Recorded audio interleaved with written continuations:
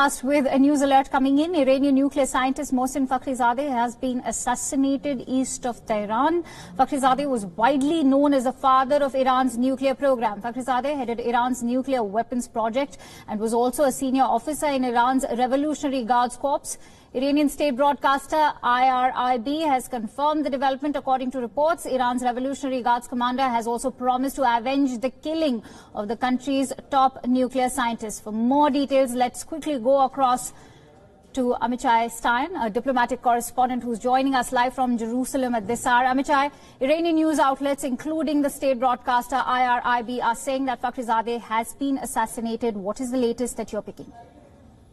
So exactly like you said, all media outlets in Iran are confirming that Mohammad Fakhrizadeh, who is called the father of the Iranian nuclear bomb, has been assassinated eastern of Tehran. We know that he was some kind of explosive device was exploded next to his car, and then he was shot supposedly with his bodyguard in the scene. Now, Iranian media are not saying he was killed. They say he was assassinated. So we are still waiting for an official confirmation that he has died. But we do know there was an assassination against him. And let's say he's really the most top official in the Iranian nuclear program you can think of. Even at Prime Minister Netanyahu, when he unveiled 2 years ago the Iranian nuclear archive, which showed really the Iranian nuclear program, mentioned his name as the main figure in this atomic research and development in Iran regarding the nuclear bomb. So it's a very big news, this story, this assassination, and like you said, all media outlets in Iran are confirming it. Right. Amichai, Iran's Revolutionary Guards commander has said that they will avenge the killings of the scientists. What sort of international escalation are we currently looking at? So we heard this kind of threat in the past after other scientists were assassinated. So it's not new. Every attack against an Iranian nuclear facility that is alleged to be done by Israel or by the US, or a killing of Iranian nuclear scientists that is alleged by these countries, we are hearing threats from Iranian officials that they will avenge his death. So what we can expect, I think, in the next few days, maybe it's a much more high security in Israel. For example, delegations abroad. We are used to it from the past. That has happened in the past. So because the Iranians are blaming or will blame Israel in such kind of assassination,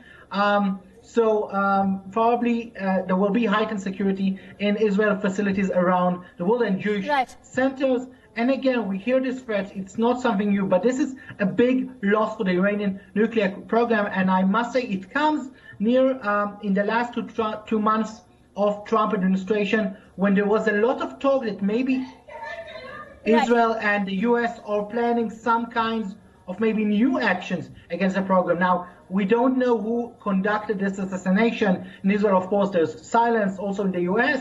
But again, there was a lot of talk recently that the US and Israel are planning, let's say, new things to target the Iranian nuclear program. This is a huge assassination that we are looking at for a man who was known as the father of Iran's nuclear program. Amichai, how significant was Fakhrizadeh to Iran's nuclear program? He is a part of the program, one of the fathers since the early 2000s. He was the head of the Ahmad program, which was the program that Iran that was called the Iranian Development for a Nuclear Bomb. And so he was the head of this, and he was the head of the nuclear facility in Turkuzabad that Israel unveiled 2 years ago, where the IAEA inspectors found some kind of nuclear material, and still Iran hasn't given answers. So he's really a top figure, and it's a huge loss for this program. And the question is, how many more assassinations like this we will see in the coming months ahead of Biden being entering the White House, because Israel and the US wants to close up things and hurt the Iranian program. Again, we don't know who did it. I'm saying Israel and the US because we know Iran usually blames them. But it's interesting to see how these developments really will implicate the Iranian program. The implications, of course, is what I'm going to discuss with you right now, because it's interesting that this has happened at a time when President-elect Joe Biden is all set to take over the reins in the United States. You mentioned United States and you mentioned Israel. Now, what could be the possible reasons behind his assassination? Of course, this is an analysis at the moment currently, but what could be the possible reasons, Amit Shai? Again, we don't know what is the reason, but we know he is a top official, and we know his assassination will damage the program and hurt it from being development. So, again, we don't know why now. We know he survived an assassination a few years ago. This is known already, but again, we don't know why the reason they decided to do it right now. At the same time, Amit Shai, it's important to talk about how the nuclear program has always been a huge, of course, Iran's nuclear program has been a huge sort of bone of contention for Israel and the United States as well. Yes, so the Iranian program is something that the Trump administration and the Israel administration really wants to hurt and don't want to allow them to progress. And again, when there is talk that maybe when Biden goes into the White House, he would like to renew some kind of a nuclear deal. We don't know exactly what happened, and it seems maybe this is the time to try and put the facts on the ground, meaning hurt the program as much as Israel and the US can, and maybe put more sanction on Iran. This is a story right now, really making facts on the ground before Biden goes into the White House. But again, we don't know who did it. I'm saying Israel and the US because the usual suspects, Iran usually blames Israel and the US. But again, it might be an internal thing or something else again.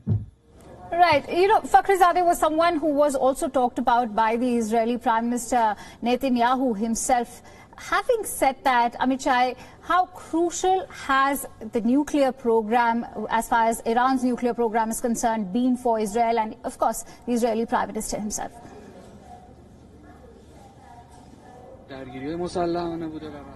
All right, we just seem to have had some technical glitch, but here are reports coming in that Mohsen Fakhrizadeh has been assassinated east of Tehran. Fakhrizadeh was widely known as the father of Iran's nuclear program. He headed Iran's nuclear weapons project and was also a senior officer in Iran's Revolutionary Guard Corps. According to reports, Iran's Revolutionary Guard's commander has promised to avenge the killing of the country's top nuclear scientist. The Iranian state broadcaster IRIB has confirmed the development, and this indeed is going to be a huge development which could lead to further international escalation. The scientist reportedly was assassinated east of Tehran. The Iranian state broadcaster IRIB has confirmed the development. It's important to take you through what Fakhrizadeh meant to the nuclear program of Iran. Iranian top nuclear scientist. He was the man who was described as the father of the Iranian bomb. And that's reason enough for Iran Revolutionary Guards commander to be swearing the avenging of the killing of the scientist. These are the latest visuals that we are bringing to you of the assassination that has taken place east of Tehran of Mohsen Fakhrizadeh, the top Iranian nuclear scientist. What happens now? Will there be an official confirmation coming in from Iran? We should expect one. However, there's just silence at the moment, but these are the latest reports that we are bringing to you coming straight from Iran. And following Iran's US official statement, we can expect a statement coming in from the United States and Israel.